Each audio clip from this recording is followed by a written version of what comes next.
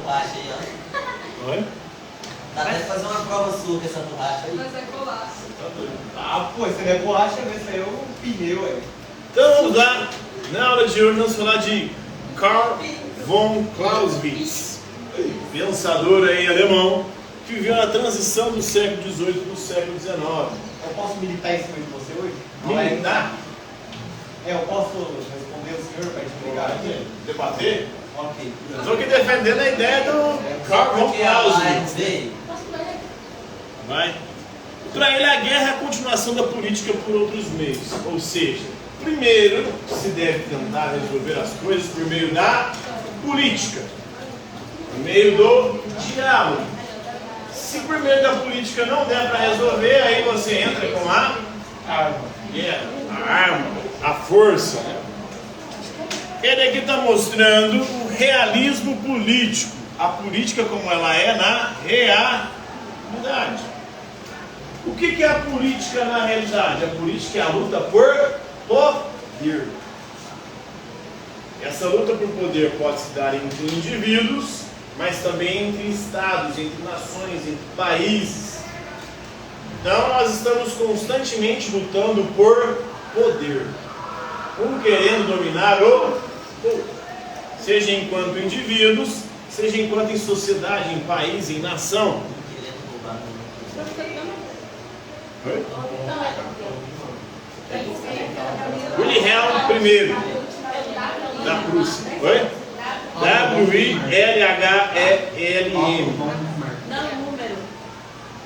Então ele vai teorizar sobre a questão da diplomacia e da guerra. Primeiro tenta resolver com a diplomacia, com o diálogo. Se não der para resolver no diálogo, vai lá, porrada.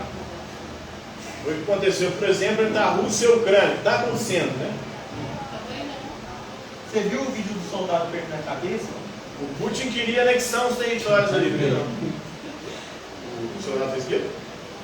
O soldado perdendo a cabeça. Na guerra da Ucrânia? O cara foi lá e cortou a cabeça dele.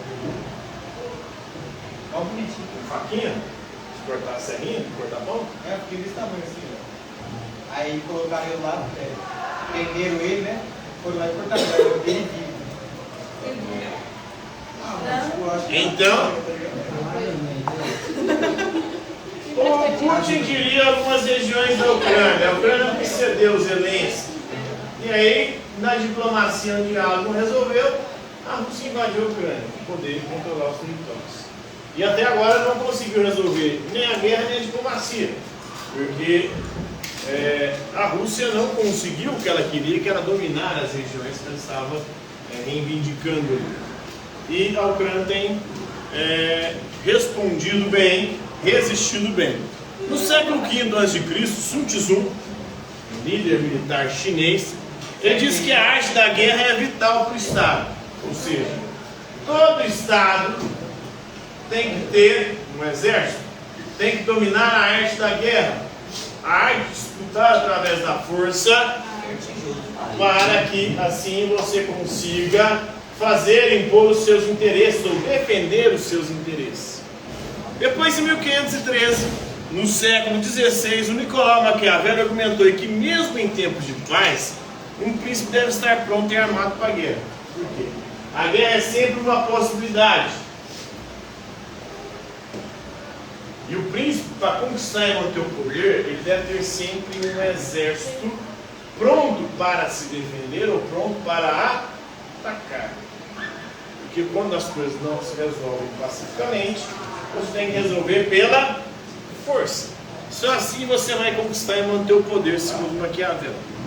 Em 1807, no século XIX, o Hegel disse que a história da humanidade é a história das guerras, da luta, do confronto. A história humana nada mais é do que uma luta constante. A contradição e a luta é o motor da história, a luta de ideias, a luta por reconhecimento, que leva a uma relação de senhor escravo, mas também uma luta entre estados, entre nações, uma querendo se impor sobre a outra. É uma luta de consciências, seja uma consciência individual, seja uma consciência coletiva. A minha consciência, quando entra em contato com a consciência do outro, tenta dominar o outro, enquanto o outro tenta dominar a minha consciência. Isso acontece também com os países, que é uma consciência coletiva. Um país quer impor sobre o outro as suas ideias, assim como as pessoas querem impor sobre as outras as suas ideias, na perspectiva do Hegel. Em 1935, já no século XX, o general alemão, o Erich Friedrich Wilhelm Ludendorff, ele desenvolveu a noção de guerra total, que mobiliza aí todas as forças físicas e morais de uma nação. Isso aqui levou ao totalitarismo. O que foi o totalitarismo?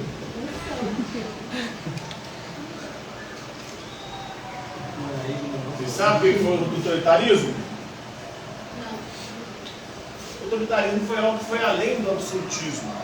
O poder e a guerra total do século XX de Estados-nações como o Estado nazi-fascista, né? O nazismo de quem? De Hitler, né? O próprio Hitler, em 1945, antes de ele suicidar, no bunker, ele citou o grande Karl von Clausewitz em seu último testamento no bunker, né? Então, a guerra é a continuação da política por outros meios. A Alemanha tinha interesses e ela queria ver atendidos. Esses interesses vinham sendo, de alguma forma, segundo a crença dos alemães, surrupiados desde a Primeira Guerra Mundial. Com o Tratado de Versalhes depois da Primeira Guerra Mundial, a Alemanha foi a grande perdedora, saiu em crise política, em crise econômica, sem poder ter exército, seu povo passando fome.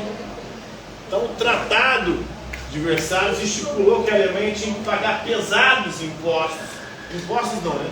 Pesadas remunerações ou multas por conta de ter sido considerada a responsável pela Primeira Guerra Mundial. E aí isso colabora com o ambiente que vai levar à ascensão de Hitler, à ascensão do nazismo na Alemanha. O próprio von Clausewitz era um alemão. Então a guerra ela leva à política, e a política leva à guerra. É uma relação dialética. A guerra leva à política por quê? Porque se não resolver na força, vai tentar resolver pelo diálogo. E quando o diálogo não resolve, tenta resolver na força. Otto von Bismarck declarou Wilhelm I da Prússia o imperador da Alemanha em 1871. Esse aqui foi o processo de unificação da Alemanha no século XIX. Esse aqui foi o segundo Reich, né? O segundo Império Alemão. O Bismarck havia provocado a guerra com a França, a guerra franco-prussiana, para alcançar esse fim político, o fim da unificação da Alemanha. Até então a Alemanha era um conjunto de estados ou de províncias, um conjunto ali de protetorados, né? E esse conjunto, cada um tinha sua autonomia. Aí com a Prússia, sobre a liderança da Prússia, ele reúne todos esses estados, esses protetorados, essas províncias, e transforma isso num país, que é a Alemanha, em 1871. Bismarck vai liderar, depois que ele lidera essa unificação, ele declara imperador da Alemanha, do segundo Reich, do segundo Império Alemão, o Wilhelm I. Então esse é o pensamento do Karl von Clausewitz. Então para ele a guerra é a continuação da política por outros meios. E que meios são esses? A guerra continua a política por que meio? Por meio da força, das armas. A guerra é a continuação da política, mas ao mesmo tempo a guerra leva a política. Porque se não se resolve no confronto, igual o que está acontecendo entre a Rússia e a Ucrânia atualmente, a Rússia não conseguiu dominar completamente a Ucrânia. E aí, como é que vai resolver isso? Se a força não está resolvendo? Vai ter que entrar a diplomacia, né? A diplomacia, política, eles vão ter que conversar, sentar e conversar. Bem, você não conseguiu o que você queria, nem eu consegui o que eu queria. Vamos sentar e ver o que a gente pode resolver aqui. Acabar sendo isso. O teórico que vai pensar sobre essas questões é o Karl von Clausewitz, do século XIX, 18 e 19. Por hoje é isso aí, galera. Oi? Vamos pegar aqui.